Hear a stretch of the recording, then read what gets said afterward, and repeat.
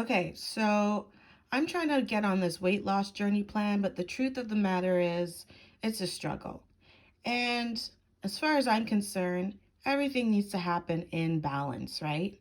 And I love chicken wings. In fact, I love chicken wings two flavors. I like them with a dry rub and I like them with some barbecue sauce.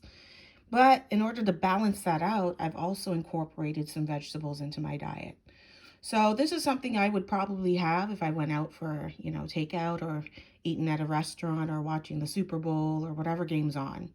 So just remember that healthy eating is about, of course, not losing your appetite, but also, balancing the health for your body, your mind, your spirit.